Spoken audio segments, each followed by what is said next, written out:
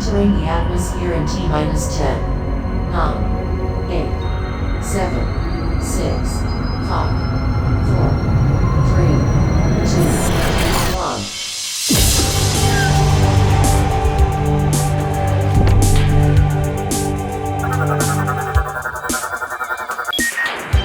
Hello everyone, and welcome to the Omega Metroid podcast from OmegaMetroid.com.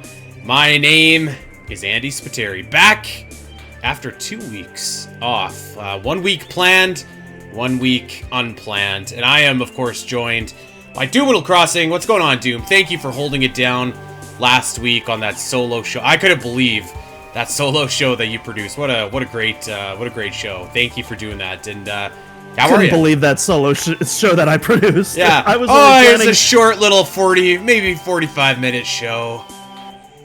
Okay. 2 hours later. Yeah. I don't know. It just, that happened. Yeah, I was really happy that I got to put that out there. I was trying to figure out what to do because I was like, well, I don't want to reach into the vault again to do another ROM hack review. We just did that last week because I was working during our usual recording time. I couldn't find another guest for a previous episode that's probably going to be pushed out a little bit further now. But yeah, I just decided, you know what? I've talked a little bits and pieces about my Metroid journey, specifically how I got into it. I never told the entire story from like inception to like me joining Omega Metroid, and so I thought, you know what? Maybe that would be a fun little episode to do. Probably. I mean, how long could that possibly take? Yeah, and, little episode. Yeah. But yeah, otherwise, I don't know if you can tell from the video footage, but my room is looking so much cleaner now. We have so many more bookcases. Yes. Open up. We're starting to fill the display shelves a little bit more. We'll start organizing things a bit later. I do still have one more to put up. That's just off screen over there. But yeah, everything is coming together fantastically. My room actually looks like a room now instead of a storage room. And because those bookcases are almost finished, I've actually had time to play a hefty amount of Doom: The Dark Ages finally. I've been far behind, but now that all this important stuff has been finished off, I've been tackling a lot more Doom, and yeah, this game, as I said before, kicks so much ass. It actually reminds me a lot about how I view the Metroid Prime trilogy, in that I have a definitive favorite in Metroid Prime. Same with Doom. My definitive favorite is Eternal. But, it's like comparing, a Ferrari to a Lambo to a Bugatti. At the end of the day, like, you're getting a quality experience each time. And I feel like while each game does something better than the other game, they also have unique individual features that I wouldn't consider better or worse than the other games, much like kind of the Metroid Prime games. They all have their own unique sauce. And for Dark Ages, rather than these, tight close quarter arena fights, you have these kind of very open battlefields that are almost reminiscent of like the classic Doom 1 and 2 games a lot. They definitely remind me a lot of those. And you also have these new parry mechanics with your shield, where an enemy will attack you, and if you parry at just the right time, you can stun them, and you can follow up with a shot, or you can follow up with a melee attack. And it's a very groovy combat. Like, once you get into a groove, it feels so fantastic, and that's kind of where I'm at right now. I'm just over halfway through the game. I'm on level 13 of 22, I believe, and I'm hoping that I can finish it in the next few days, because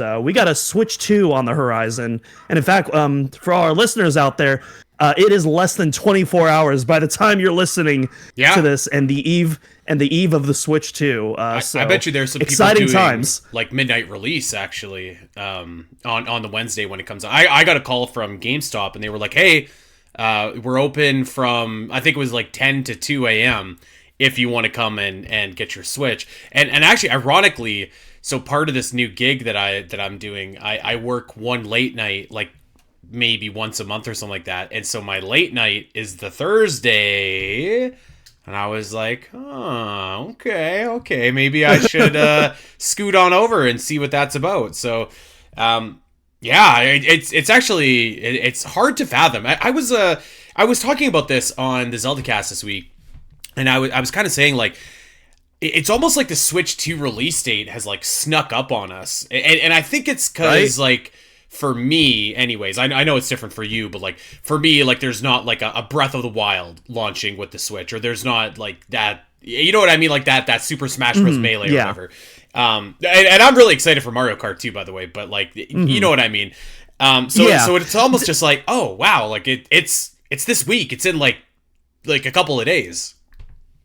Doesn't seem real. Well, to be fair, I think most people are in your boat. I think a lot of people definitely want like, you know, that big, ambitious, meaty single player, you know, story game, you know, adventure game, you know, to take off the launch. And usually I'm the same way. Mario Kart is just, you know, it's one of those exceptions where, you know, I really love to get down to the paint when it comes to Mario Kart. One of my all-time favorite series. So yeah, Mario Kart is one of those rare exceptions where I don't need like a big meaty single player adventure game at launch. But otherwise I can definitely see why other people might be lacking. Like sure, you got Breath of the Wild, Tears of the Kingdom upgraded editions, but like those are old games. Most people are probably going to replay those, probably not going to be playing those for the first time if they do get their hands on them. But yeah, otherwise, yeah, folks, if you're listening to us right now and you're in line, let us know in the comments. Are you listening to Omega Metroid hours away, you know, meters away from the GameStop entrance? That'd be pretty rad. That'd be pretty cool. Let us, put us on speaker, like, you know, just blast that Omega for everybody to hear if you're waiting in line. Yes. So yes, I mean, like, good golly, as we record, we're a couple days away from the Switch 2. Next week, we are going to have our Switch 2 first impressions. I don't know, like, maybe let everybody, or let us know, guys. Like, I was almost on the fence about just doing an episode about Mario Kart World. I know it has nothing to do with Metroid, but, like, I was just like, I know Doom would be down for it. I might be tempted for it as well. If that's something that you guys are interested in hearing, let us know. Maybe we can... maybe we can make that happen, but I mean, to be fair, our Switch 2 first impressions, the bulk of that is probably going to be Mario Kart, I would imagine. You know what? I guess that's probably fair. Yeah, that's probably fair. Although I will also be like, I'm definitely going to fire up like Breath of the Wild just to see what the graphical enhancements look like. I'm gonna, F-Zero. I'm gonna be playing a little GX as well. So I mean, lots of good stuff to play on the Switch 2 in the first little bit. Yeah, I'm definitely be playing some F-Zero. I might even play some Soul Calibur. I'm not much of a fighting game guy, but I want to try out. I definitely want to try out Soul Calibur 2 for sure. Have you ever played it before? No, I've never played any Soul Calibur game before. But yeah, I know like this is like a huge fan favorite, even aside from Link, which just takes it up to another level. But like I want to give it a shot. I'm sure my roommate Austin would love to play as well, who is also getting the Switch 2 as well. So we'll both be this is going to be a Switch 2 household for sure. You know, I still have as of this moment right now, I have 2 Switch 2s pre-ordered, and I have not got a notice that either one has been canceled. So I don't know what we're gonna do with 2 Switch. I'm probably just gonna like sell it to someone at I don't know, for a few bucks off, maybe someone that needs it or something. I don't know. But yeah, so that's coming up here pretty quickly. And in light of the Switch 2 coming out, we're going to be doing a little bit of a full circle moment here, actually. We're going to be doing a show that I did not that long ago, maybe a couple months ago, and I'm going to revisit it. And we're going to be doing our top 10 Switch games of all time. And I have a few caveats that I put on my list. And actually, Doom, I can't remember if we said that we were only doing first-party titles or if we were not. I can't remember. I don't think we ever said that. I will say in advance, my list only has first party. I think it's I don't care if you have any third parties, regardless if they're exclusive or not. I did have a couple, but like my list is also like dominated by Nintendo. I mean, listen, like we buy a Nintendo console for Nintendo games. That's kind of the story here.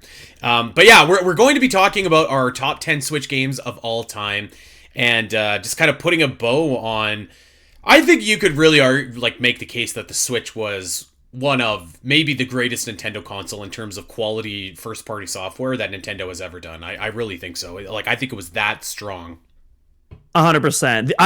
It's hard for me to put it above GameCube just because I have so much nostalgia, and that was such, if you watch the episode, that was such an important console in like my formative years of gaming. It's also the first console I ever purchased with my own money, and so there's so much about that console that is just so inherently special to me. It also has my favorite game of all time on it, but yeah, looking at it from an objective point of view, yeah, I think it's safe to say the Switch is the best console of all time. The only thing I would say is missing is an original Donkey Kong game, which obviously we're getting on the Switch too now. That's the only thing that's the only really thing about that platform that feels missing. But otherwise, like, man, you got just about everything. You have like some revivals of like old series and stuff like that. I mean, Metroid made its big comeback on the Switch. So obviously, I have a lot of happy thoughts with that. The Switch is an absolutely incredible platform, and while on one hand I'm so ready to move on to the Switch 2, like I'm ready, I'm ready to see, what Nintendo can do with all of this new technology. At the same time, I got to give my hats off to the Switch for, not just saving Nintendo, but like changing the gaming landscape as we know it, not just from a hardware perspective, but also from a lot of the games, which I'm sure we'll be talking about in just a bit. We absolutely will be. So yes, we're going to be doing that today. It's funny.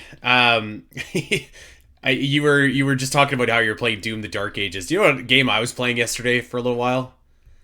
What are you playing? I was playing Metroid Other M. I don't know what's wrong with me, but I am really looking forward to the Switch too, because I like my Joy-Cons. Ever since the Omega Metroid Marathon, my Joy-Cons just like straight up don't work anymore. So I haven't been really able to play a whole lot of anything. So I'm actually looking forward to playing like some Switch games that I've bought for the Switch, but now I just can't play it on my OG Switch. So yeah, Other M was the only thing that I had going on this last week while I was sick. So probably didn't do me any favors there. I do have one thing. I was just going to say, between Other M and my Zelda take, maybe that's what got you sick. I don't know. Oh, jeez. I forgot about that. That was just a heinous. That was criminal, actually. Oh, my God. I'm not going to lie. I was out for blood that day. I'm going to be real. So we're talking, I don't even know what we're talking about in the Zelda Cast Discord, and Doom kind of rolls in, just drops an atom bomb and leaves. He's like, oh, yeah, I think the soundtrack for The Wind Waker is... not very good, and I was just like, hold up, I never said that. I said the Wind Waker soundtrack is my least favorite of the 6 games I played. I never said it was a bad soundtrack. Can you give me a roll call on the 6 that you've played? Let's see how outrageous the statement actually is. Okay, all right. So my number one, by a landslide, Ocarina of Time. Incredible soundtrack. Yeah, love that soundtrack. Number 2, I want to say was actually Breath of the Wild, believe it or not, which I know might... I can accept that. Depending on who you talk to, might be a controversial take, but I really actually liked a lot more of the atmospheric music in Breath of the Wild. I really felt like it enhanced that game, and then when you did have those few moments where, it did crescendo and escalate, like, it felt like that much more...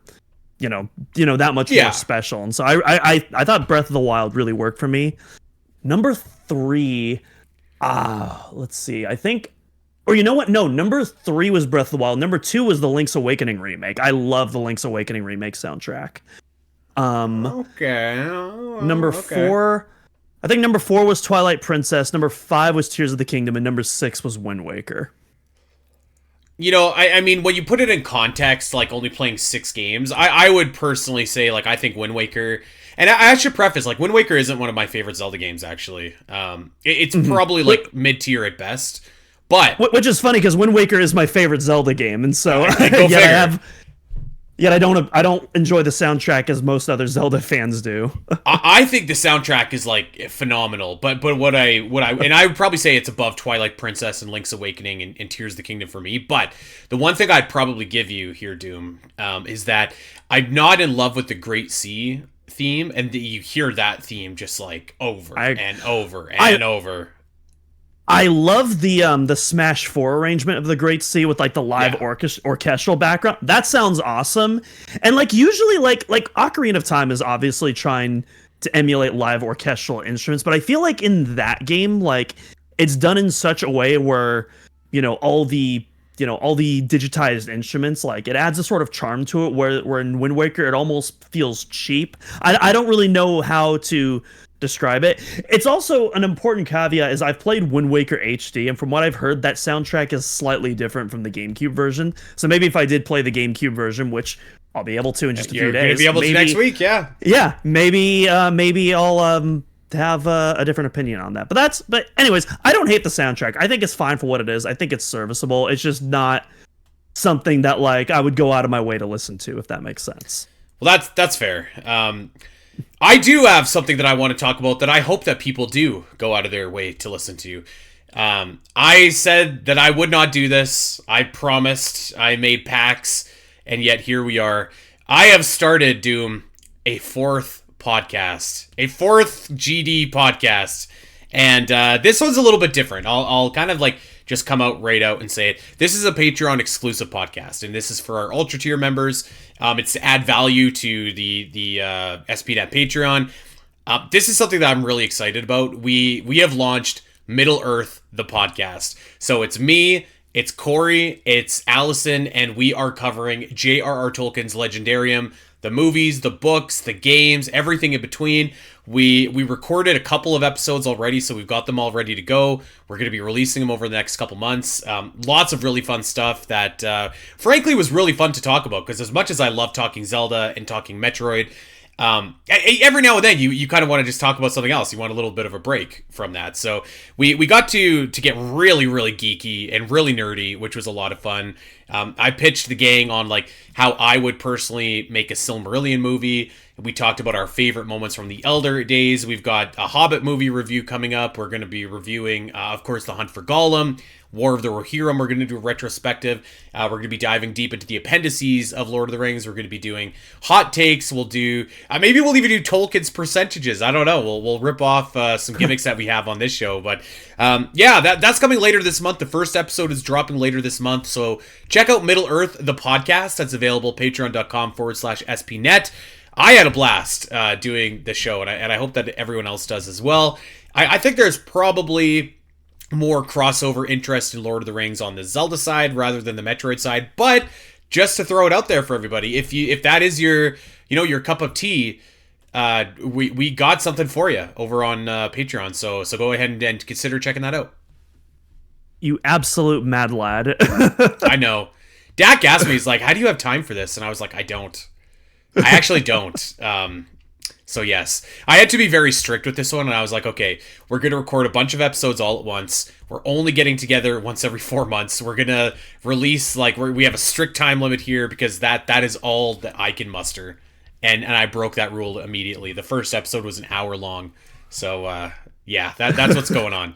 But it's all in the name of Patreon, so...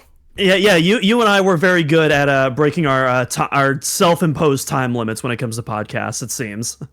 Well, I mean, there's me, and then there's you, who's just like 45 minutes, 2 hours. Okay, cool. Yeah, multiply that by 3. Let's go. Yeah. No, let's just do it.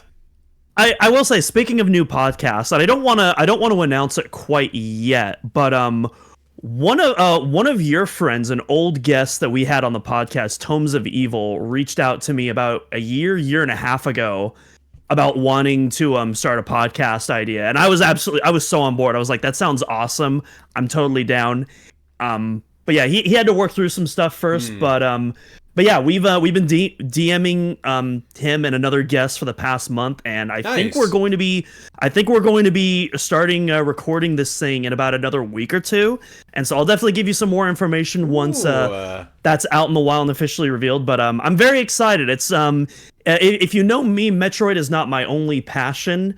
I'll tell you right now, it is music related, and so it's definitely it's a podcast that's going to cover another one of my passions in that realm, and so I'm very excited to give you more information on that.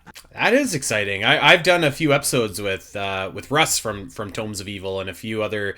We had a really good time, actually. I remember I got to talk Green Lantern. That was a lot of fun. So yeah, I'll be really excited about that. Actually, I'm looking forward to that. All right. Yeah, it's good stuff is on the horizon. Well, I tell you what here. I guess we should just get right into it here. We've got probably not 20 games. I'm sure we have a lot of the crossover, similar games on our list, but we've got a lot to get into here, paying homage to the Nintendo Switch. So I think that we should just get started.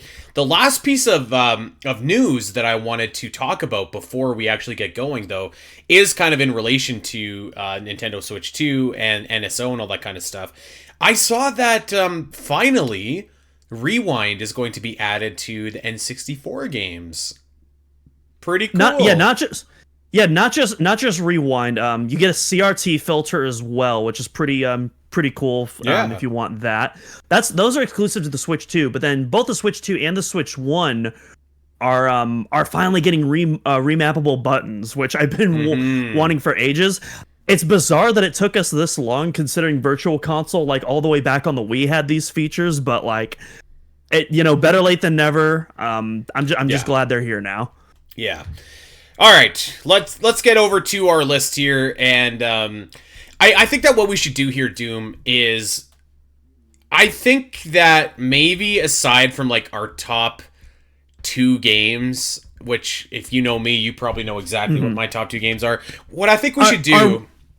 I'm pretty sure our 1 and 2 are going to be reversed. I think we should just go over those 2 together, like once we get to the number 2 spot. I think so, and I think that we should just basically do that in general. So if I say a game that's number 10 on my list and it's like number 7 on your list, I think we just talk about it right then and right there, and then we just kind of like move on, and we'll recap our list kind of once we're finished. Yep, I agree. Okay, so yes, go ahead. I was just gonna say I did want to go over a few honorable mentions on my list before we start, but I do as well. But I want to first put out there. What I was going to say is I have some self-imposed rules that I put onto my list here. So I am, for the most part, only going to be the only games that are eligible for my list are games that came out for the first time on the Nintendo Switch. So there is a ton of games that I have poured hundreds of hours into on the Switch. I'm talking like Final Fantasy IX, Final Fantasy VII, Skyward Sword HD, Skyrim, like those types of games, Mass Effect Trilogy. They're some of my favorite games of all time, but because they are not Nintendo Switch original games, I don't have them on my list.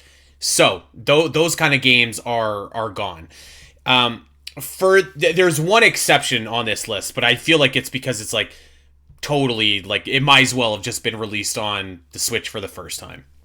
But those kind of games were not eligible for me. Right. So I also have kind of some self-imposed rules-ish, and basically my rule is that, like, let's say I play like a port, a remake, or a remaster for the very first time on Switch. If I'm playing it for the very first time, even if it was previously released, as long as it's the first time I experience it on Switch, that's fair game. However, if I played it previously, then that's off the list. I don't think that's fair. There is one exception, and I think it'll make sense once I explain why, but we'll get there. We'll get there when we get there. I think I could guess maybe what your exception, because I was going to say there's a couple of games that I feel like if they've received like substantial updates, I think that they're fair game. I suspect we're probably talking about the same thing. But I have a few honorable mentions on my list as well here, Doom. Do you want to go first, or do you want me to go first? Sure, I can go first. I already got my list pulled up here. So, all right. Obviously, the first honorable mention I have to talk about, it's ineligible, but I mean, Metroid Prime Remastered. Holy crap. What an incredible game. I mean, you're listening to the podcast. You already know. Yeah. Yeah. It absolutely could not be eligible on this list. The way that I see my Switch ranking is that, like, Metroid Prime Remastered, like, already has, like, a bye at the top spot, if you will, and then all of the other Switch games are kind of competing to join it at the top, if that makes sense. That's kind of how I view Metroid Prime Remastered. Yeah, like, I don't have it on my list either, just because of my own self-imposed rules. If I did, though, it would be... if not at the top, like pretty darn close. All right. And then the next honorable mention I have here, I have Paper Mario: The Thousand-Year Door. And this is an interesting one. I unfortunately, just because of, like, new games coming out, me being busy and stuff like that, I haven't had a time to really get that far into the game so far. But I really want to, because man, what I've played so far has been absolutely fantastic. I want to finish this before the end of the year. Unfortunately, I haven't played enough to really definitively put it on the top 10. I could definitely see myself revisiting this list in a few years, or even at the end of the year, and I wouldn't be surprised if Thousand Year Door actually made it on the list. Mm-hmm. It is, what I played so far, again, is fantastic, and I'm sure that I've barely even scratched the surface, so I definitely wanted to give a shout out to that, because this is a fantastic game. Yeah. And then I got two more here. Another big one that I had to talk about, Animal Crossing New Horizons. Not my favorite Animal Crossing game, but I mean, obviously 2020, pretty rock bottom year for me. I'm not going to lie. And Animal Crossing, not just for myself, but I think for, a substantial amount of people was yeah, it was a tough time. It made a huge difference. It made socializing a lot easier, during, the worst days of the pandemic and all that. And so, while New Horizons isn't my favorite, and I do have a lot of critiques with that game, I am incredibly grateful for, what that game was able to deliver at a time when I and the world needed it at the most. So absolutely need to shout that out. And then my final honorable mention is Super Mario Brothers Wonder. And this was battling out for my number 10 spot, and I ultimately decided to go with the number 10 spot because I think it had a pretty substantial piece of DLC that really resonated with me, and that was kind of the difference maker. But yeah, Super Mario Brothers Wonder, it was a much needed return to form after, nearly 2 decades of new Super Mario Brothers slop. Wonder, it's a great game, it's fun, visually it looks gorgeous. It's a solid Mario game, but at the same time, while it's substantially, a much needed return to form, I also wouldn't say it's a game changer 2D platformer, say Super Mario Brothers 3 or Super Mario World, or even, in recent times, Donkey Kong Country Tropical Freeze or Rayman Legends. Those games are mind-blowing. And Super Mario Brothers Wonder, it's a fantastic game. It's absolutely solid. I give it an 8 out of 10, but it didn't quite, it just barely didn't make that top 10 list for me. But I wanted to shout out because I still think it's a fantastic game. Yeah, I appreciate that. I kind of feel the same. I didn't even actually put Wonder in my honorable mentions, but it's a really solid game that I would agree with you with. All right, so I only have a few honorable mentions that I wanted to shout out here. I'm gonna kick it off with Splatoon 2. I thought that game was really, really fun, particularly the Octo expansion. I thought was just a blast. It really made me want a dedicated Splatoon platformer. I had played Splatoon on the Wii U, but the Splatoon 2 was my first real foray into the series, and it's just got such charm, such style, such I don't know, everybody knows it's a really fun game, but I think that the gameplay is sneaky underrated in there, particularly as you're playing solo. So Splatoon 2 is my first honorable mention. Well, I just want to say it's funny you mentioned that, because that is my number 10 game that beat out Super Mario Brothers Wonder. Is it? And that substantial piece of DLC is the Octo expansion, which, had it not been for the Octo expansion, I might have gone for Wonder, but Octo expansion is so fantastic. To me, Octo expansion is what the Splatoon 2 campaign should have been. They just get super weird with the ideas. It's not just a first-person shooter. You also have these almost Metal Gear Solid sneaking sequences where you don't have a weapon. They just get super creative. The localization and the humor is really good in those games. I love all the side characters. It had a great boss fight at the end too. I loved that final boss fight. Oh, dude, the boss fight is Splatoon boss fights are always pretty good. This one in particular was really good with all. Yeah. You know me, I'm an absolute sucker for rail grinding. So you incorporate that into the final boss, and it's hell yeah, inject that into my veins. Yeah. I thought that Splatoon, I just thought it was so fun.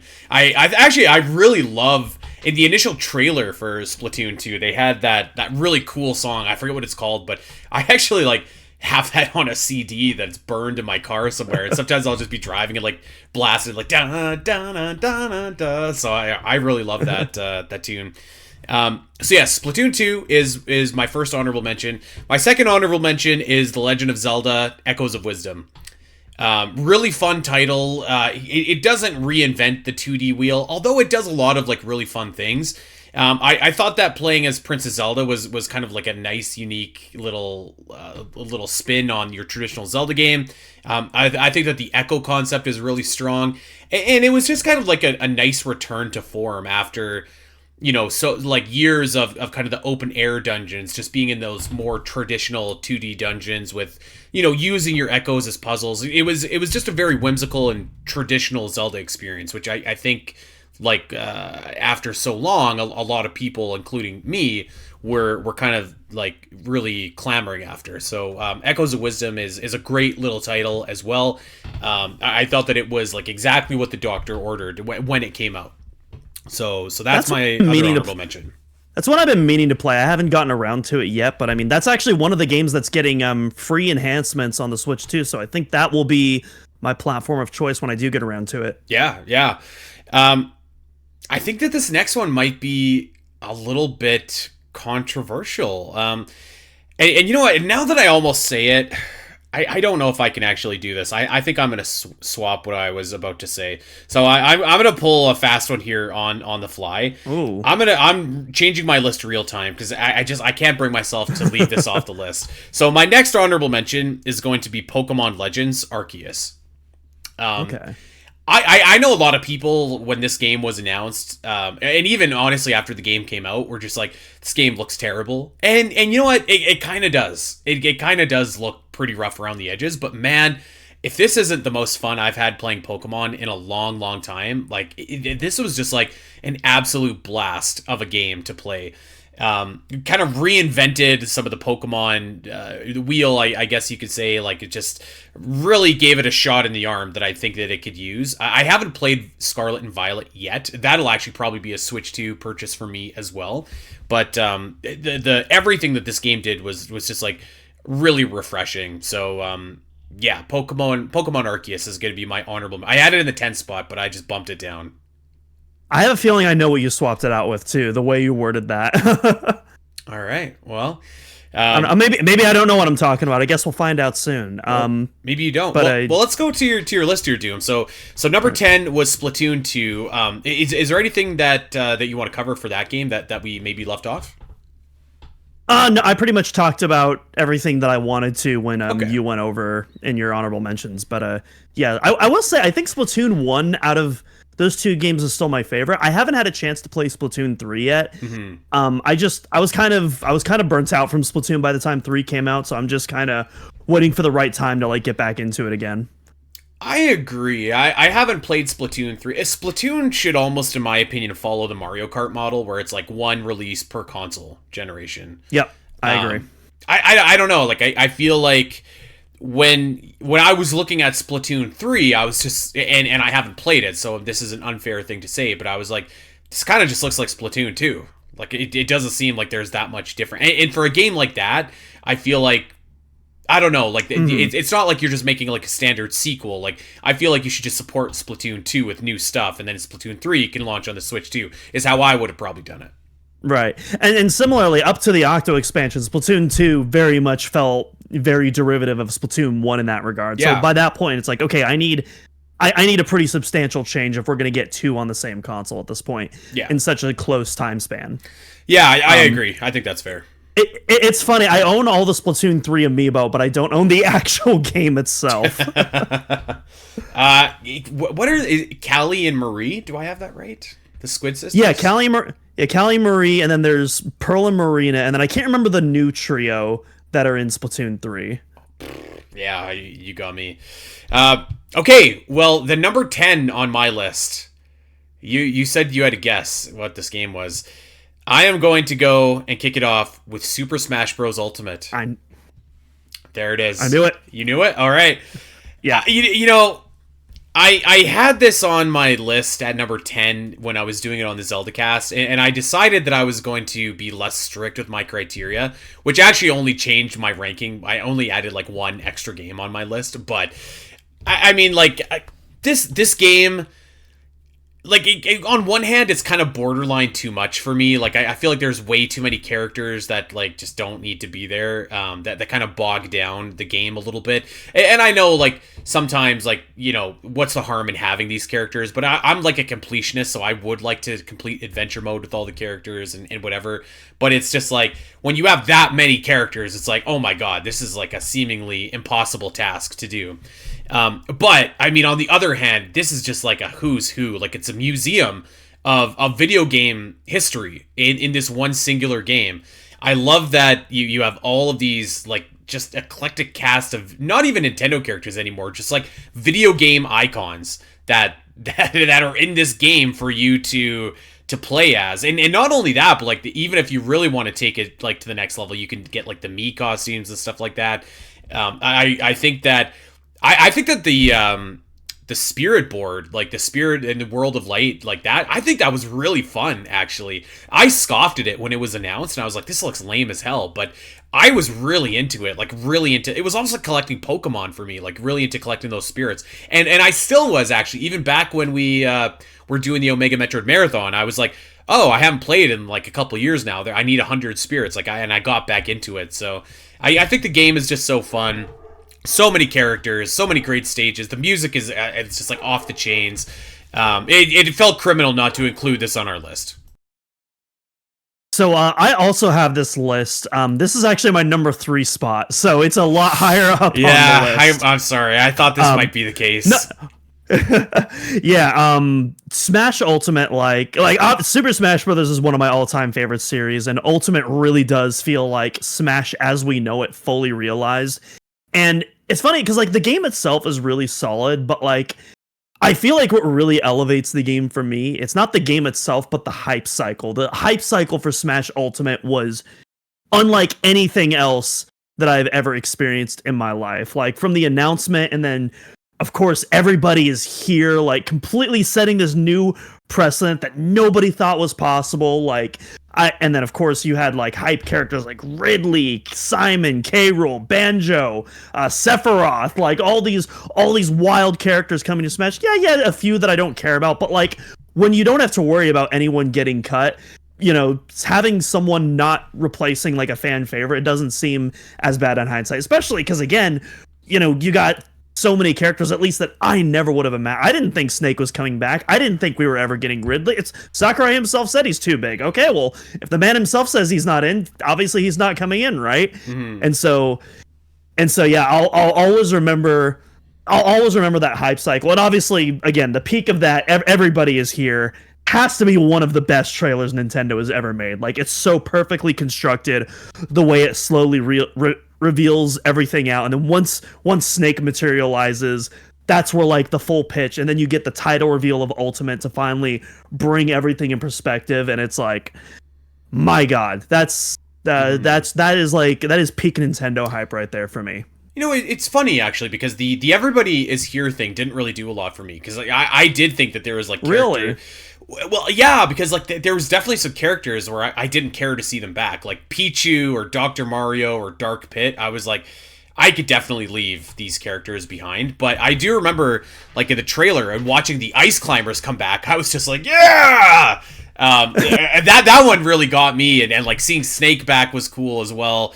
But I mean, like, yeah, like going into like Ridley in the trailer, and like Banjo was an all-time great reveal. Sephiroth, as you mentioned, was just like so insane. Like, he even liked Piranha Plant. I remember watching that, just be like, what? Like, am I on drugs? Like, what is this? It was actually reminiscent of Cow for Mario Kart being announced. But yeah, like just like the amount of fan service and fan love in those games. It's just like completely like on another level. So yes, number 10 for me, Smash Bros. Ultimate. Mm-hmm. Yeah, and like you know, you could definitely critique some stuff. Like, I do wish like as fine as I am with World of Light, I do wish that we could have had like a full subspace emissary. I understand why that was definitely out of the production scope of this game, especially with that amount of characters. I do wish there was like a kind of a break the targets mode or something like that. But again, at the end of the day, like those are pretty minor critiques, and like of all the Switch games I have put by far the most amount of hours into Ultimate. Yeah, like there's definitely some stuff in like the actual game that is pretty ho-hum. Like adventure mode and classic mode isn't very good, I don't think, but like I enjoy classic mode. I think this is one of the better classic modes personally, but well, okay, but like I think the strength of this game like definitely isn't in that. It's in like what the game is and what it represents for sure. Right. Yeah. All right, number 9, Doom. What you got for us? All right, so I briefly mentioned this game before we were talking about something completely different, but my number 9 choice is The Legend of Zelda: Link's Awakening remake. Very good. I think I played this game for the first time in 2022. I want to say it was either 2021 or 2022. And it was actually funny because, you know me, I don't really play portably that often. 99% of my time is docked, but we had a power outage in our dorm room, I remember, and I was like, okay, well, I guess I'm gonna bust out the Switch portable mode, but I wanted to play something that I hadn't played before, and you know, I had Link's Awakening that I bought on sale sitting there for about a year, and I was like, you know what, I have not played a 2D top-down Zelda yet. It's time to put one in the bank. And so I got started on it, really enjoyed it. And then the power ended up coming on like 30 minutes later, so I played the rest of that after the 30 minutes in dock mode. But yeah, obviously I have a lot more 2D Zelda to go, so I can't definitively say this is the best one. It's the only one I played. But man, it had a hell of a first impression on me. I really enjoyed this game. As I talked about before, I really enjoyed kind of that mixture of live orchestral music and also like these very 8-bit synths kind of mixed in together. Create a really unique kind of score for the background. The art style on this game is so gorgeous. You and I think we disagreed about this. I'm not a fan of it being utilized in Echoes of Wisdom. I understand why it was, but I think for Link's Awakening and like, you know, the storytelling and the premise of it, I think like it's such a creative choice, and I think it really enhances the game world. And you know, as simple as the story is, I also thought it was like really effective. And by the end, like I wasn't in tears or anything, but I was like, wow, that like I feel a little bit affected by that ending. That was really nice. And so yeah, Link's Awakening, fantastic game. I want to play the original and compare it someday. You know what? I will say this about Link's Awakening and the remake. There are some remakes that like completely... I would say this even about Metroid Prime. Like I don't need to play the GameCube version of Metroid Prime again now that I have remastered. I think that Link's Awakening, though, those two games can coexist, like the remake and the original. Link's Awakening is one of my favorite Zelda games. Like it's probably a top 5 Zelda game for me. I love the story. It's so simple, but it's like it's really like devastating at the end. Like you feel like you're doing the wrong thing kind of by doing the right thing. So it's a game that kind of has like maybe Majora's Mask aside, like a vibe kind of unlike anything else in the Zelda series. That was a casualty of my like ranking criteria, so I don't have it on my list, but I really enjoyed that remake like a lot. And there's a lot of really great quality of life improvements as well, on top of like, you know, obviously the visuals and stuff like that. Did you build any dungeons in chamber mode? Did not build any dungeons, no. Oh. Yeah, sorry, Dumpe. Too bad. I don't know if we're ever going to get that Zelda Dungeon Builder game. I don't know if that was necessarily something people were clamoring for after playing the Chamber Dungeon mode in Link's Awakening. That's okay. I mean, at this rate, I don't even know if we're going to get Mario Maker 3, let alone Zelda Maker, so we'll see. Yes. All right. Well, I am going to get us kicked off with my number 9. I am positive that this is on your list somewhere here, so I'm sorry. But I'm going to get us going with Luigi's Mansion 3. Oh, okay. Luigi's Mansion 3. Yeah, this is on my list. This is my number 4 pick, actually. I knew this is on your list. I mean, the Luigi's Mansion franchise is just like, it is so unbelievably fun. Like, this franchise, it just like, I didn't know how much I loved Luigi's Mansion until I played Dark Moon when it came out on the 3DS. I knew that I liked Luigi's Mansion on the GameCube, but it had been so long, and like I was pretty young when I played it, and frankly, the first game is really short too, so like I'd done it in a weekend. I played Dark Moon, I was like, oh my god, this game is so fun, it's so awesome, and 3 was just bigger, better, like bolder. The set, I love the hotel setting. The game looks phenomenal. Like, it's just a gorgeous, gorgeous looking game. The soundtrack is awesome. I like when I think, and I'm gonna say this for another game that's coming up on my list later, which I'm pretty sure that you have on your list too. But like, when I think of a game that's just like fun, I think of Luigi's Mansion 3. Like, the game is just like, I love, like, sucking up all these ghosts. I love the boss fights. I love how goofy Luigi is. I just, like, everything about this game is charming. I love kind of this spooky, like, Goosebumps style aesthetic to it. Like, everything clicks on this game. It works for me. I love Luigi's Mansion. Like, I really do. So, yeah, that's number 9 for me, and I knew that it would be on your list too. Yeah, and I feel like I feel like I put it higher on my list than most people do, and I think the reason is because of the co-op. The single player on its own is fantastic, but I seriously think the co-op, this is like one of the best co-op experiences I've ever had. Me and one of my former college roommates, because I believe the game came out on Halloween Day, if I remember correctly, and me and my former college roommate, we played in 100% of the whole game together, co-op, and we were just having so much fun together, because it's not just combat, there's also these really fun puzzles, and especially in some of the later episodes, some of those puzzles can get really tricky, and it's really fun when you have two people with two different thinking styles, and you kind of tackle puzzles differently, and you kind of combine. And that was like where I thought the game was especially magical, is like when we were combining our skills to solve puzzles that we might not have been able to solve as quickly on our own. Like, he would notice something and I would notice something different, and we'd like connect the dots and the pieces together, and we'd find a gem, and then we'd high five each other, and like, and it's like that from start to finish. You also have like a really fun combat loop. I especially love the addition of like the slam ability with the vacuum. That absolutely never gets old. Luigi's Mansion 3 like almost fully realizes like what I wanted of a Luigi's Mansion game. The only thing, and I really hope they do this with 4, is I love the atmosphere of the first game. The atmosphere of the first game is very weird. Like it's still very much in the Mario universe, but it's weird and a little creepy. It's odd. It's it's unsettling despite having those Mario aesthetics. And I think the first game's sound design and atmosphere is just absolutely unmatched. And I would love to have that with, all of the gameplay and the animation that 3 introduced.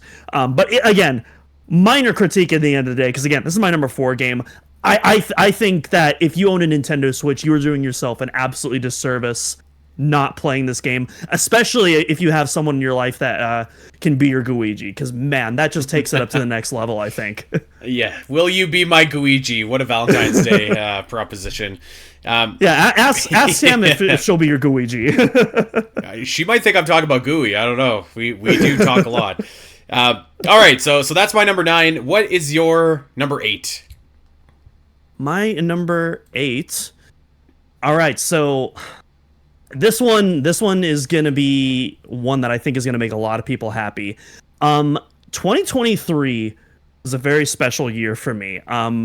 First off, I graduated college finally in 2023, so that was really incredible. And also, just for me, like, I usually don't purchase that many new games a year, but man, the releases of 2023 were so stacked. I was buying games left and right, and we're actually going to have another Switch 2023 game coming up in a bit after this, but there was one game in particular that I didn't think if it got revealed would have really affected me, but there was something about the trailer that just spoke to me, and despite never wanting anything to do with the turn-based JRPG genre, there was something about the trailer for Super Mario RPG that made me want to try that game.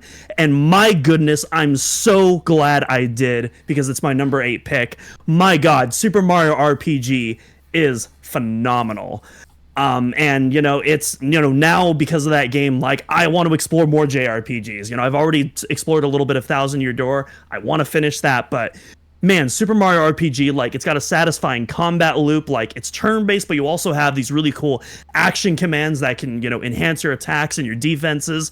The writing is hilarious. Like, there were multiple laugh out loud moments in the game. The art is gorgeous. And a killer final battle sequence as well. Mm-hmm. Yeah, I definitely understand where kind of the Bowser partner fans come from now, from like Bowser's Inside Story and all that, because man, Bowser's writing in particular in this game is top notch, and I'm definitely looking forward to all of the other Bowser RPG dialogue following this game. But yeah, Mario RPG, absolutely incredible, and I'm so happy that I stepped out of my comfort zone and gave this game a shot. Yeah, I love. So I haven't played the remake yet, but like the original is one of my, aside from Super Metroid, to be honest, it's probably my favorite SNES game. Like I think it's like so strong, it's so good, it's very timeless. I probably will get the remake like one of these days eventually. I'm happy that it exists, and I'm happy that you got to play it as well. I don't really have anything to add, so I will just say this: I had an action figure as a child. It was a Captain America action figure, but there was like a troll head on it, and the troll head was not able to come off, so it was just stuck there for like forever. So I gave it like a little haircut, and I named this character Geno in honor of Geno in Super Mario RPG. So yes, that is also one other thing I will say. Prior to Super Mario RPG, I didn't understand where all these Geno for Smash fans came from. Having played the game now, you get it? I get it. Yeah. I get it. He's cool. He's very cool. Not that Mallow... Mallow? Yeah, Mallow. Yeah. Not that Mallow isn't, but Geno is very cool. Yeah. Very cool. Geno's awesome. Yes. Yeah. Okay, let's go to my number 8 pick here. And somewhere in this world right now, Dakota Lasky is scoffing, but I don't care. My number 8 pick is Xenoblade Chronicles 3. So I really like every Xenoblade Chronicles game. I think that all of them are really fun in their own right, but I will say that all of them do have something that maybe, like, it doesn't quite, it holds them back from being like a 10 out of 10 experience. Like, I think that the first one, the battle system was just kind of really tough for me to wrap my head around. The second one, I would say that the story was just like this insane. It was too like anime for me, and even Xenoblade Chronicles X, I would say, like, I also struggled a little bit with the battle system. I never really felt like I was maximizing it to its fullest potential. I think like all of those things are corrected in Xenoblade Chronicles X. It's fun, but the story is serious enough. It's a perfect blend of like anime and sci-fi that veers slightly just towards the more sci-fi side. The battle system is complex, it's deep, but it's still like very, very friendly for like a new player.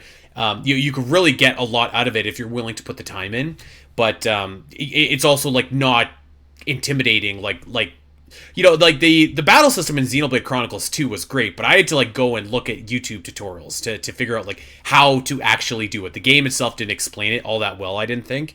Whereas this battle system really does. I think that the world is really great. It's kind of got like that mix of everything that you're looking for, like the behemoth creatures in the Xenoblade Chronicles franchise, but like a little bit less daunting as well. I thought that the story was really exceptional.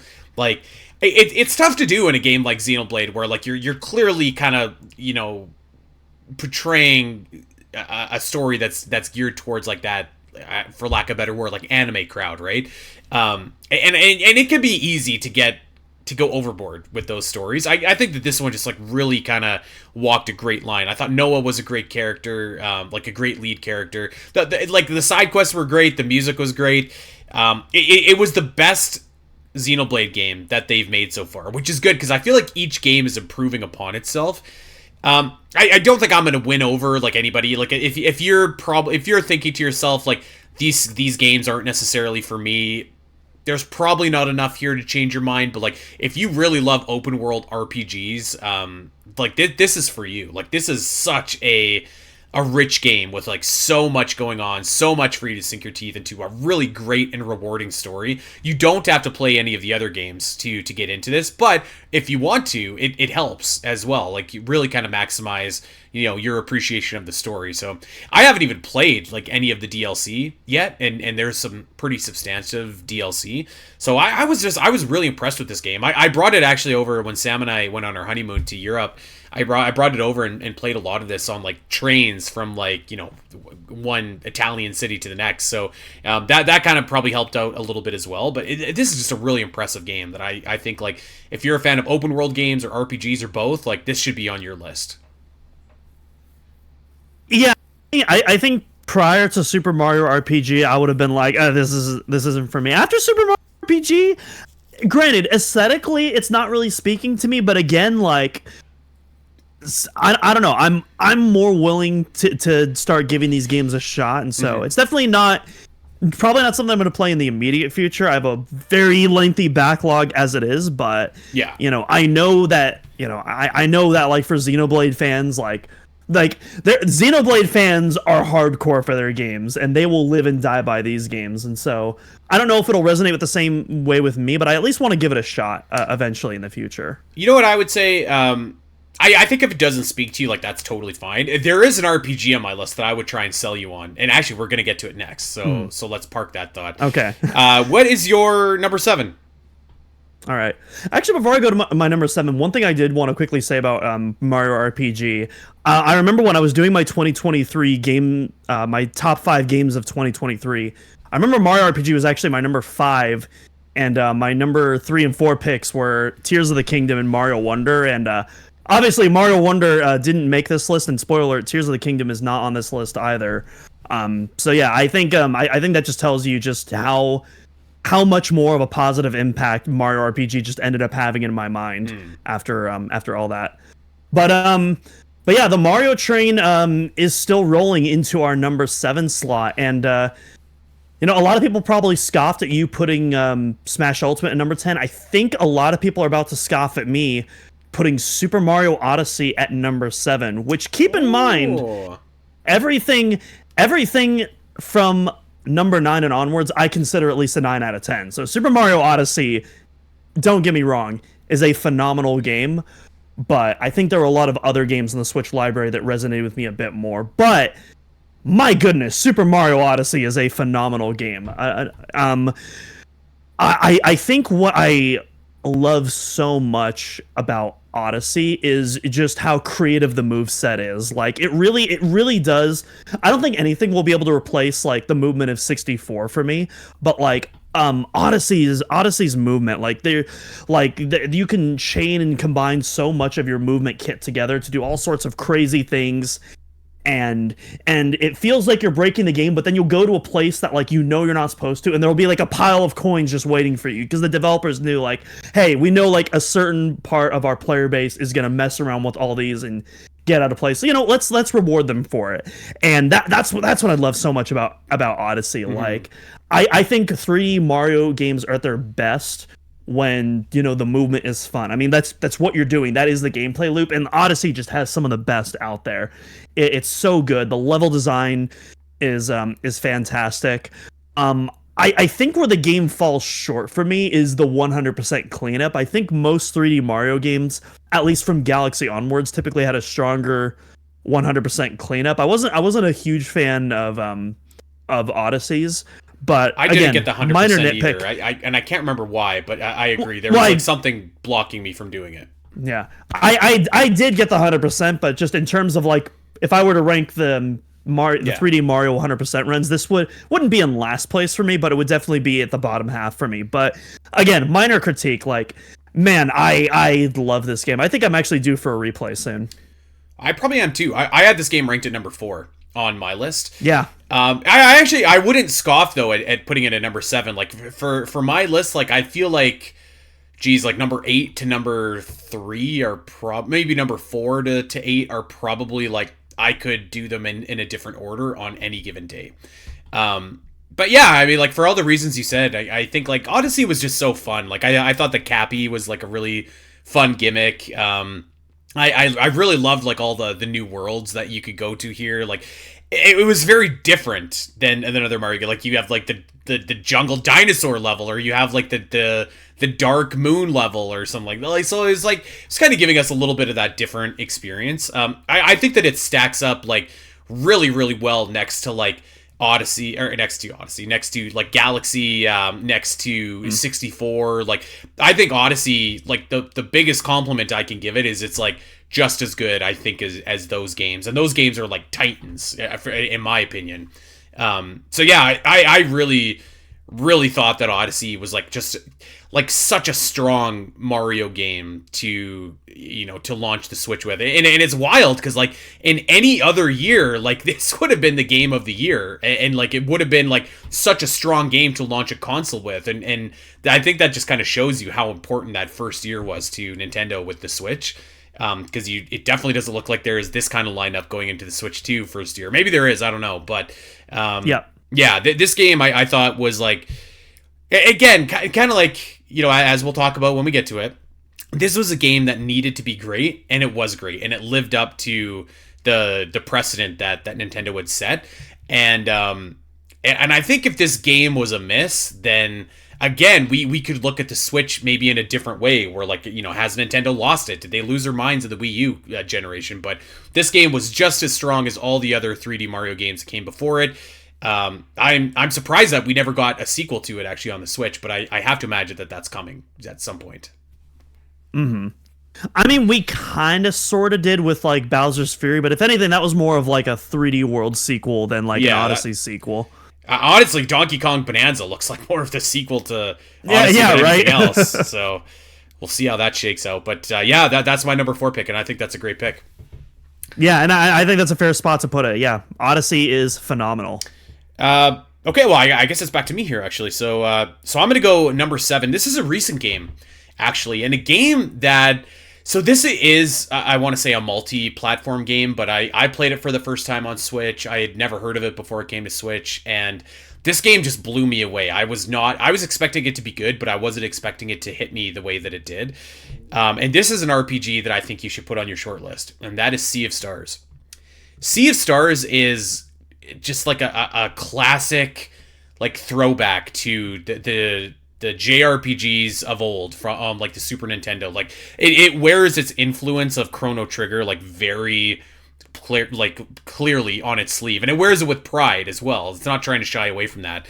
But there's really a lot going on here. Like there's a really fantastic story. There's really colorful characters. There's a really awesome soundtrack. Kind of like those things that you want from a great RPG. And again, like it does it in a way that feels like nostalgic, even though you're playing this game for the very first time. I would say like perfect blend of lots to do, but not such an overwhelming amount that like you feel like, oh my god, I'm never going to be able to finish this. All the quests that you do, there's not like a ton of side quests, but the stuff that is there is substantial. It's fun. Again, like not just there for the sake of being there. I thought that the pixel work was phenomenal. And I'm really looking forward to playing the free DLC that just came out as well. So this game I thought was just like a real like sleeper hit for me. I was not expecting it to be as good as it was, and I think that when you're looking at some of the games that we've talked about, Smash Bros. Ultimate, Mario Odyssey, like Pokemon Arceus, like Legend of Zelda, the fact that this game is on this list and above some of those titles, I think like shows the quality of it. And it's one of really the only non-Nintendo games that I have on my list. And I probably could have put a game like Celeste on here as well, which I think is kind of a similar category. That one I felt a little bit more like it was more of a multi-platform game rather than a Switch game, so I didn't. But I made exception for this game just because I feel like it's so strong, and it speaks to me because I am of a certain age here, Doom. I'm going to age myself, but it just kind of reminded me of like me playing the games on my SNES or even into the N64 era that I love to play, and that what got me hooked on RPGs. So this is just a great callback to those. SNES 2, you're not that much older than me. Like, I feel old every day of my life here, Doom. me my too. back. It's okay. Yes. So yeah, if you're gonna play one other RPG, it should be Sea of Stars. So the Mario RPGs aside, Sea of Stars is definitely like on like my immediate list of like yes. of like JRPGs. I've heard pretty much what you just said is what I've heard like throughout the internet. Like, hey, this is a love letter to the 16-bit era of JRPGs. And as someone who just fell in love with JRPGs because of a remake of a 16-bit era JRPG, I find that very appealing. Pretty much that, and then the recently released Clair Obscur Expedition 33, which sounds like an early Game of the Year candidate from what everyone's saying about that. Yeah. Those are like the two non-Mario RPGs that are like on my immediate list of like, oh, I want to experience these like ASAP. You know, I do have a little bit of a small rant to go on here, but I was reading somebody talk about what's that game called? Clair Obscura? Clair Obscur Expedition 33. Expedition 33, okay.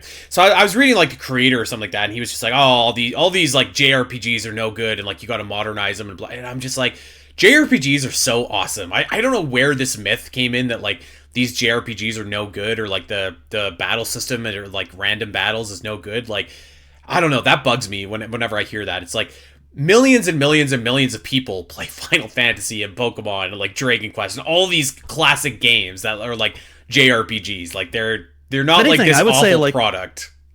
I would say in the past decade, like JRPGs have like gotten pretty huge, like with Western audiences. I mean, you just mentioned Dragon Quest, like that for the longest time was like very much, you know, a Japanese series, but then 11 came out and that kind of like opened the floodgates to, you know, turning into like a global series, I think. Yeah. So had to throw that out there as well. But yeah, Sea of Stars, phenomenal. Definitely worth your time for sure. And you know what, the good thing is it's not going to take you, it might take you 50 hours, like maybe, if you're really grinding for everything.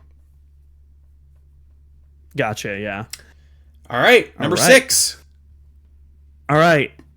Number 6, well, it looks like the Mario train is continuing, or should I say, the carts.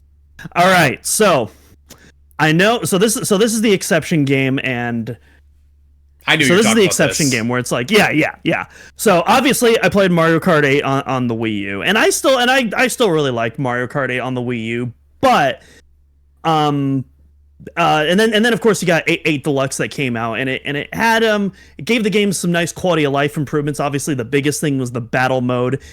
After that though, I don't know if I would have still been able to declare that as my all-time favorite Mario Kart game. It was definitely high up there, but you know, the skill ceiling and the technicality of DS, you know, is something that I really love.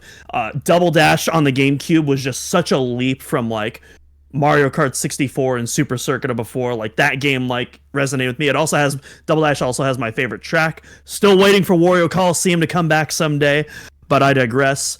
But of course, that all changed in 2022 when the Booster Course Pass was announced, where for less than half the price of the game, they literally doubled the amount of racetracks that were in 8 Deluxe, bringing the total to a whopping 96. And man, just that amount of content and just being able to, like, it kind of did the same thing that like the Smash hype cycle was doing to me, where it's like, you know, every few months, you know, I got to look forward to like all these new Mario Kart tracks coming forward to, and there was all this, you know, it was kind of like, you know, whereas Smash, it's like, oh, who's it going to be next? For Mario Kart, it's like, oh man, which fan favorite kart is going to be coming up soon? And some of the tracks you'd be like, oh, not that one. And then other times you'd be like, yo, Moonview Highway, DK Mountain, let's go. And so that whole hype cycle was fun. And, you know, that absurd amount of content combined with all of this quality of life improvements from 8 Deluxe and the battle, and they even continued to add even more quality of life stuff. Like they added an item toggle, kind of like you have in Smash Brothers, which Mario Kart's never had before. I think they added that about halfway through the DLC cycle, and so that gave you like a whole new way to play Mario Kart. They added the entire soundtrack via like a jukebox mode that you can do. They added like a bunch of Mii costumes and stuff like that on top of that. Obviously, though, the big part was those new courses. And like on one hand, like yeah, it's just new tracks, but man, the sheer amount of tracks and like some of them being fan favorite, and even then with some of the tracks, they still did some like brand new stuff. Like Calamari Desert is one of my favorites from Mario Kart 64, and with that track on the second lap, you know, one of, I think everyone had a childhood memory of like driving on the train tracks in Calamari Desert on the N64, but obviously you're not supposed to do that. Well, in the 8 Deluxe version, on the second lap, you actually the lap changes and it forces you onto the train tracks, which is so awesome. And so that just it took Calamari Desert, a level that I already like, and just shot it way the heck up there. And so that is why Mario Kart 8 Deluxe, despite being a port of a Wii U game, not even a remake or a remaster, but a port of a Wii U game, just because of that DLC, just shot it up exponentially for me. I think that like there is definitely enough new content in Mario Kart 8 to like justify putting it on the list, like for sure. Even I would have said like before the booster pack, I would have probably been. I think I would have accepted that argument. I mean, not that it matters, of course, but like, yeah, I'm with you. I didn't have it on my list, but like Mario Kart isn't my like necessarily jam.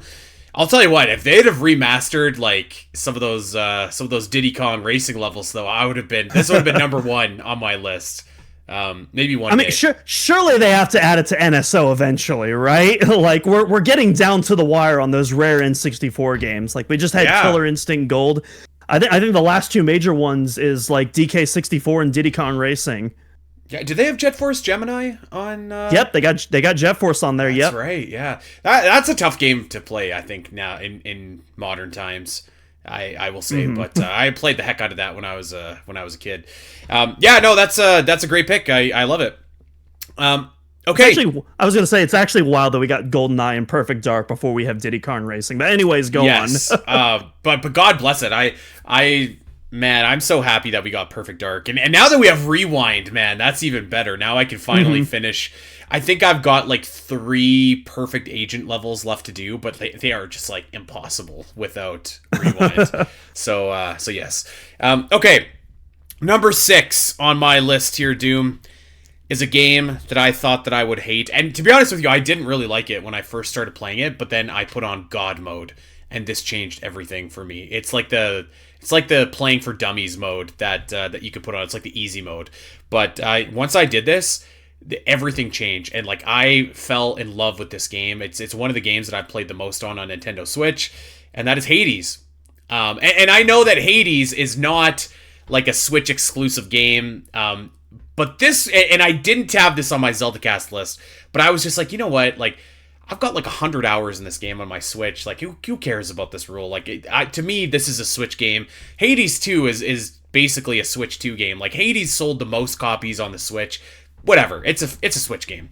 I think that this game is like so good for a roguelike, which I don't really love roguelike games. Like I don't really love just doing the same thing over and over, the same levels over and over, the same combat loop over and over. But like the story and the characters in this game are like so exceptional that it really elevates the game to the point where like you don't really mind doing all of this different stuff, and the game finds a way to make like doing the same stuff over and over and over again enjoyable. So, and I played a lot of roguelikes, and a lot of them just don't do that for me. Like even a game like Dead Cells, which is supposed to be like one of the best roguelikes, and it's a Metroidvania, I just like I had a hard time getting into it because of that. This game though, I like first and foremost, like the combat is really fun, so like that helps, but all of the different Greek gods that you could talk to, and like the way that the like Supergiant Games kind of takes like the characters that we know, like Zeus or Poseidon or Persephone, or go down the list, and kind of like gives them those personality traits. I thought was like really, really great. The voice acting in this game is really strong, like really strong. I never expected to like this game as much as I did, and once I started playing on God mode and like turned on easy mode, it really did like completely changed things for me. I've got like the 100% like Omega ending or whatever. So like every character is maxed out. Everything that can possibly be done has been done, and I can't wait to do that all over again for Hades 2. Like I was like so impressed with this game, honestly. Like, and I was not expecting to be. I barely even bought it. I was like, I don't think this is going to be for me. I bought it for like $10 and I played it and I was like, oh god, I just wasted like 10 of my dollars. I could have bought whatever else, but I'm glad that I stuck with it because this one was a great game. Hades is absolutely fantastic, and I mean, you just mentioned you're playing Hades 2. I believe that's a Switch 2 launch title. Correct me if I'm wrong. It's not a launch title, but it's coming to Switch 2 pretty. Like I think they said like in sometime this year. I think. Yeah, well, it's definitely coming this year. It was in the Switch 2 Direct, but yeah, I couldn't remember if it was a launch title or not, but yeah, and technically it's already in early access, but like the full game. The full game is launching day on date on Switch 2 when that early access window comes off. So, yeah, that's fantastic. I absolutely love the voice and the characters of Hades. I feel like that's like what puts the game, because like the game itself is really fun, but like it's those characters. Those characters are so well realized, and I feel like that's what puts Hades over the top for me, and it really makes every one of your actions feel that much more meaningful. Because you're doing it in service of these characters at the end of the day, which are so, again, just so fully well realized. Like, I would, this might be a hot take. I think it's one of the best casts of characters ever assembled in a video game. I adore these characters so much. You know what? I wouldn't go that far because like I played a lot of great JRPGs in my day, but I think it's like just an exceptional cast of, like, this is to me like make the Netflix show. You know, like on this. And actually, there is a Netflix show I think I talked about on the podcast before. It's called Blood of Zeus, which is kind of like Hades meets Castlevania. So anybody interested looking for a show, you should check that out. But yeah, I like this game. It was just so impressive, and I just looked, and we don't have a release date for Hades 2 yet, but it is coming out this year. So okay, year's half over. So here's hoping it's coming soon. All right. So we're on number 5, but did we say you're number 5, or was it number 4 and 3 that we said? We said 4 and 3. We have not said 5 yet. So let's do it. I wonder. I was expecting to hear a game from you, and I wonder if maybe we have a same game here. I think we might. I think we're on the same wavelength here. Okay. So. And in fact, you're about to find out when I give this little hint. So we're gonna travel back to the year 2023. Are we on the same wavelength? We're not. We're not? Oh, rip. Okay, well, regardless, we're traveling back to the year 2023. And I guess technically, unlike Mario RPG, this wasn't a series that I was playing for the first time, but I only had a little bit of experience. We might be. I got my year wrong. We might be on the same wavelength. Oh, okay. Hold up. So I had a little bit of experience in this series before, but the little bit that I did play, I really enjoyed. And, as a Metroid fan, it's very difficult getting people to try something new. And, it feels like we're constantly begging people, like, just try it. I promise you'll get something out. You're probably going to get something out of this. And there's another Nintendo series that was starting to make the comeback on Switch that previously had never really appealed to me, but as someone in that Metroid position, I wanted to try in good faith, and when I tried the demo of the previous game, I ended up really enjoying it, and so I decided to take the plunge.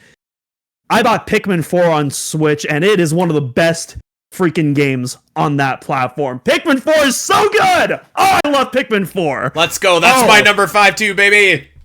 Let's go. Oh, dude, oh my god, Pikmin 4 is absolutely phenomenal.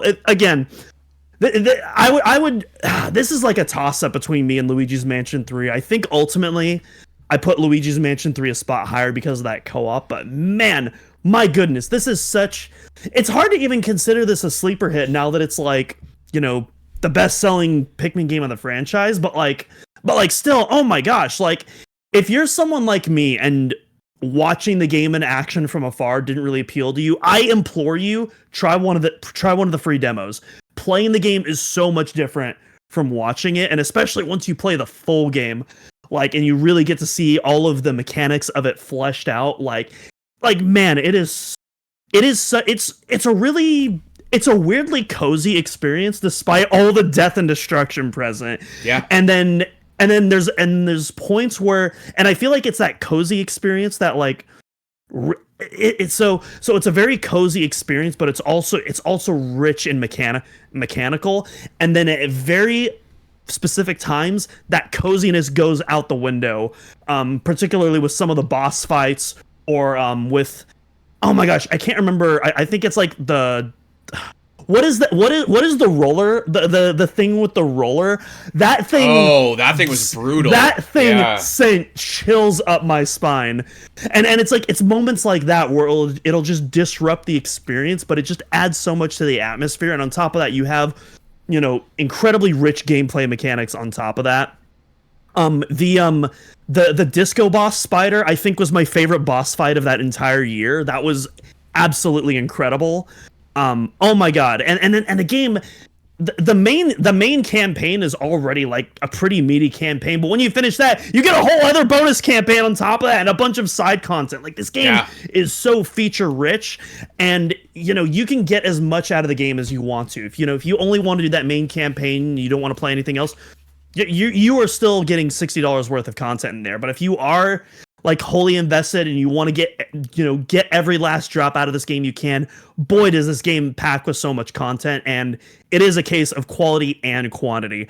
Pikmin 4, an absolute must-have. I implore you, if you've never given Pikmin a shot like me prior, take the plunge. It's so worth it. So I am a Pikmin fan. I played the first one back in 2001, and I've played every Pikmin game that's come out since. This is like the best Pikmin game for sure.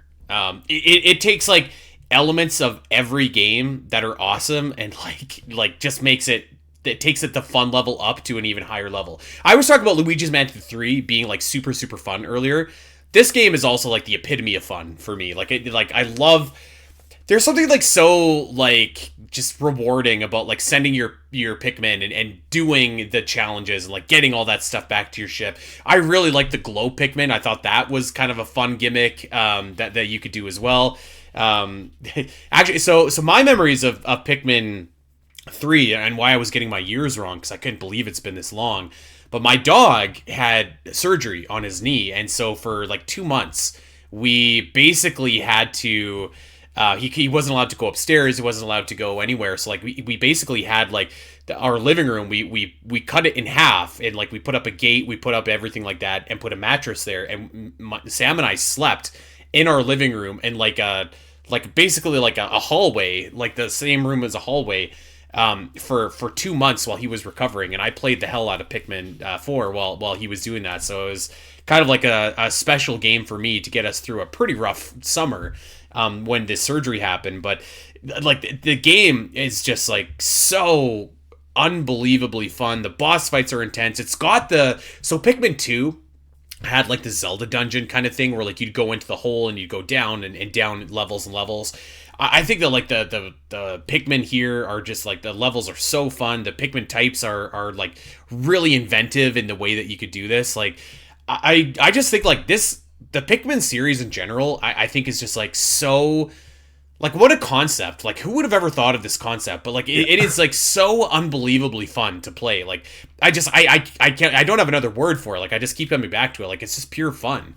That for me is like this was the epitome of that series. Like it's the best that the series has ever been. And actually, like I really think that the Pikmin franchise is in the healthiest position it's probably ever been now going forward. So that's really exciting as well.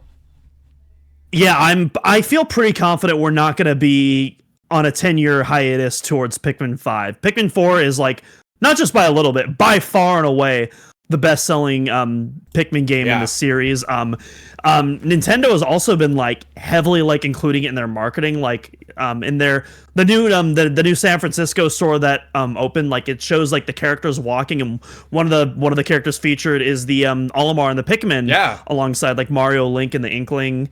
Isabel, I think. So like, yeah, I think Pikmin is like in a fantastic spot. And I'm very excited to see what they do with Pikmin 5 on the Switch too. My goodness though, like Pikmin 4, that's another game I might just replay. That game is so phenomenal. It's really fun. And to be honest, like I remember thinking the same thing. I skipped Pikmin 3 on the Wii U, so I actually picked it up on the Switch, and I was just like, man, this game is an absolute blast. So even Pikmin 3, I think, is like really, really fun. So yes, Pikmin is one that you definitely need to go out of your way to play and enjoy. All right, so number 4. Let's do a quick recap. We don't have to spend too much time on this as well. So number 4 for you was Luigi's Mansion 3. Correct? Luigi's Mansion 3. Yep. Got it. And then number 3, and then number 3 was Super Smash Bros. Ultimate. Super Smash Bros. Ultimate. Okay, so number 4 for me was Super Mario Odyssey. I'm surprised we didn't have a lot of crossover. Actually, only a couple games here. You do not have my number 3 on your list. I wasn't expecting you to, and there's probably a bunch of Metroid fans that are gonna roll their eyes at this, but like, whatever. Okay, this game is absolutely incredible, and I'm talking about Fire Emblem Three Houses. Say what you will about all the Fire Emblem characters in Smash. I think that's fine. Say what you will about kind of the dating sim aspect of Fire Emblem. I think that there's some valid critiques to be had there. But man, this game is just unbelievable. Like there's basically like 3 separate games kind of combined into one here. The amount of levels in this game are staggering. The amount of characters in this game and well fleshed out, fully formed characters in this game, again, is absolutely staggering. I think that tactical RPG gameplay has never been better than it was in Fire Emblem Three Houses. And I've played, since Three Houses, I've played a bunch of different like tactics RPGs, including even like Final Fantasy Tactics. Like I played it old school, and so I've played that. Triangle Strategy, I've played like you name it, like lots of different games. And each of them, I was just like, I feel like I just kind of want to play Fire Emblem Three Houses. And so I did that a couple months ago, actually. I replayed it. I did the Blue Lions campaign. It was the only one I hadn't done. And I was just like, this game is just like absolutely phenomenal. And I know that there's like a certain section of Nintendo fans that like to pick on or make fun of Fire Emblem, because it is a very anime series. And there's a lot of cliches that are in these characters. But like, once you start playing this game, like the amount of strategy and thought and precision and just like intelligence that you need in order to really like get the most out of these levels, I think is just like so incredibly rewarding when you're playing this game. Like you really feel like you are directing like an army here. So I think like I think that this is probably one of, if not the best Fire Emblem games. I could definitely have that argument. I think it's absolutely the best tactics game on the Nintendo Switch. And I think that it's one that like everybody should go out of their way to play. Because like if you like, it's a challenging game, but if you are like an RPG fan or a tactics fan, like this game is for you. Like it is just an unbelievable experience. And there are so many different paths that you can take for this game that like, honestly, I've played it 3 times now. I've got like over 100 and I don't know. I don't even know how many hours, but like it's a lot. It's a different experience every time. And like a lesser developer would have just released one of these houses as a standalone game, and that would have been the game. But like, man, Fire Emblem Three Houses just, it is exceptional. So yeah, there it is, number 3, Fire Emblem. Yeah, I don't have a lot to say, unfortunately. I usually like to contribute my thoughts, but yeah, I don't really. Yeah, this is another one where, yeah, it's just something where I just got to take the plunge and just go for it to really, because otherwise I don't really know what I'm getting myself into with Fire Emblem. Like I've heard stuff, I've seen like a couple of videos and screenshots here and there, but otherwise, I don't really know what the stories or the gameplay loops are really like in this game, so I can't really comment. My like most people, my most experience with it is through Smash, really. Yeah. Well, and so the thing with Fire Emblem is like each game is its own thing. So you could jump in with any of them. If I were to give kind of like the Final Fantasy games, where they're like all like anthology stories. Exactly. Yeah. if I were to give a recommendation, like if anyone was asking me like what's the best game to start off with in Fire Emblem, I'd probably say Fire Emblem Awakening on the 3DS. I think like that game is really like one of the best games I've played. Actually, it's really really exceptional. But I think like Fire Emblem Three Houses is like in that territory as well. So yeah, you know, if you're, it's certainly a different type of game. Like obviously it's like grid based combat and you have to move your characters, and like there are certain positions that you could put your characters in where depending on if they're next to adjacent allies you get stat buffs, and so like it's a thinking game for sure. Like you have to plan out like multiple steps ahead. But if that's kind of your jam, like if any chess players out there, like, you know, like you'd probably be in love with Fire Emblem. So yes, that is my number 3 pick. I think, all right, I think perhaps maybe we should just talk about 1 and 2 right now together. Absolutely. Yeah. Because my 2 is your 1 and your 1 is my 2. Correct. Yeah, and I think we may as well just spill the beans, because I think most people probably know exactly where it's going from this point. So obviously, I got Breath of the Wild at 2, Metroid Dread at number 1, and you got Metroid Dread at 2 and Breath of the Wild at number 1. That's correct. Which I mean, either way you go, I think that's absolutely valid. I actually wouldn't be surprised if most of our Omega Metroid members put Breath of the Wild as their number 1, just because of how much that game single-handedly changed the games industry as we know it. And yeah, and in a positive way. There's been unfortunately a lot of negative things going on in the game industry. This is actually quite a huge positive of all things, so definitely something to be celebrated there. So I'm actually not going to really talk about Metroid Dread. Like we've talked about Metroid Dread so much. I love that game. Yeah. It's an amazing game. There's multiple episodes of this podcast where we talk about the things we love about Metroid Dread. I mean, like, what else could we say? Like, it's exceptional. The boss fights are incredible. Music is a little bit lacking, but the gameplay, the movement it's so unbelievably fluid. The reason why I'm going with Breath of the Wild ahead of it is because of kind of the circumstances surrounding Breath of the Wild as well. Like, you really have to put yourself back into context in 2017 and 2016, what it was like to be a Nintendo fan at that time. Like, you, like, so much. Like, I don't think it's hyperbole to say, like, the future of Nintendo as a console maker was riding on Breath of the Wild being a success. Yeah. The future of the Nintendo Switch was riding on Breath of the Wild being a success. Like, this, I think, was the most important game that Nintendo has ever released. Like, this game had to be better than good. It had to be, like, a game changer. And Breath of the Wild was. It had all of this pressure on it, all of this hype, all of this mystique. And it not only, like, rose up to that, but I think it exceeded it. Like, the game... Yeah. I mean, like, you know, we've all... I'm assuming a lot of us have played Breath of the Wild on this show. Like, we all know what the game's about. We all know how great it is. We all know about, like, the quality of the world and the endless secrets and how, like, really just, like, well that game performs for a big open world game. Like, that, I think, like... Again, like, if you want to hear me talk about, like, the ins and outs of, like, what I love about Breath of the Wild, there's, like, a million episodes of the Zelda cast for you to go and listen to. But I think for me, just, like I watched the Breath of the Wild trailer yesterday just because. Like, sometimes I just go back and I watch that trailer. You know, the story trailer. It gives me goosebumps every time because it puts me back into that zone that I was in 2017. And it holds some sentiment for me. Both of these games do, actually, because, like, Breath of the Wild holds sentiment to me because that's when I joined Zelda Dungeon, and Metroid Dread was, like, the first real big moment where a new game was announced in the Omega Metroid podcast and led to OmegaMetroid.com. So, like, both of these games really mean a lot to me in terms of, like, me personally. But, like, yeah, Breath of the Wild, I feel like was just this, like, a mythological game almost that had so much depending on it. And the fact that it was able to be better than great, which it needed to be great, and it was better than that. And I think that it's, like, so impressive. So these are, like, 1A and 1B to me, but Breath of the Wild I feel like is just we'll never see anything like that again, I don't think.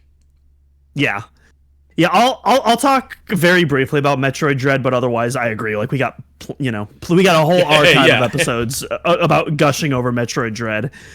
But yeah, the one thing I do want to point out, and again, I've said this on the podcast before, I'm not going to say never, because presumably I have a few more years to live, but I do not foresee there ever being a reveal that excites me as much as Metroid Dread. Like that, like 2 decades of anticipation, hype, and just giving up, and then just to have it pop, not just Metroid Dread, but Metroid 5 too, like all in one fell swoop. Like it was, it just again, it's the Half-Life 3 moment for Metroid fans, and it's something I genuinely never, I'd long given up on that hope. I never thought it was going to happen, and then it happened. And there, like, that kind of excitement just, yeah, there's, for me at least, there's probably never going to be anything like that again. When they said and Metroid the fact Dread, I was just like, oh my god. Oh my god. Just immediately just hair rising up on my I was just like, what? Oh my god. Like, yeah. Yeah. Yeah, but yeah, and then of course the game came out. It's incredible, obviously. We've talked about that before. But yeah, Breath of the Wild. It's really interesting because, like, obviously I like Zelda. I'm not as much of a hardcore Zelda fan as you are, but man, even me as like a very casual Zelda fan, just playing Breath of the Wild, and again, I was really skeptical about it because I was like, I don't know, I'm usually not into open world games, like outside of like GTA 5 or like the GTA games. I don't really play a lot of open world games. I don't know if this is for me, and like but my friend gave he lent me his copy. He's like, no, you need to play this game right now. I'm forcing you to play this game. So I was like, okay, fine. Good on your friend. And yeah, great. Yeah, thank you. So eventually, obviously, I bought the game for myself after I played it for a little bit because it did work. But when you did the opening tutorial, at first it wasn't really resonating with this kind of what I was expecting. But then you have the moment where you complete the tutorial, and then you complete the tutorial, and then you jump off, and like for a moment, because like, and you realize, oh, that little tutorial level, that's like a grain of sand in this beach of areas and like lore to explore. And the moment you jump off from the Great Plateau, that's where it was like, whoa, wait a minute, hold up. And you realize, like, oh no, Eiji Aonuma wasn't lying during that 2014 reveal where he said, no, you can literally go anywhere I point my finger to, you can go to that location. And it builds, and I feel like the game's mystery and its intrigue, is like such an incredible benefit to it, because it literally it gave me similar feelings that I hadn't experienced since the very first Metroid Prime game, where I was just so in love with this environment because of how little I knew about it, and I wanted to just pick it apart and explore it and find all of its little secrets. Every Metroid Prime, every single area, sometimes individual rooms like have their own story to tell, and like the Breath of the Wild, that whole landscape of Hyrule is just filled to the brim with so many different stories, and it was just so much fun just exploring that. Not from reading of pages of lore, but again, just from environmental storytelling, from gameplay, totally. From gameplay that ties into it. Because like I'll be honest, the game's main plot didn't really do much for me, but like the actual atmosphere and the world building and everything surrounding it, that is what like really hooked me in with that game. I'm 100% with you. We just did definitive ranking on Breath of the Wild on Sunday, and like I was like, the actual narrative of the game is pretty weak, like, to be honest. Like, it's pretty lackluster, but like what you see just suggests to you like all these possibilities. It's almost, it's very Lord of the Rings in that way, actually.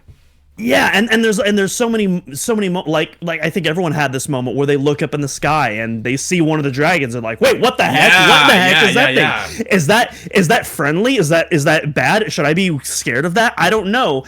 And you might not, you could go the entire game without ever encountering that. You really kind of just have to go out of your way to explore and kind of just trial and error to see like what the purpose of those dragons are, and like how you could eventually start farming armor pieces and stuff like that. And obviously they play an even bigger role in Tears of the Kingdom.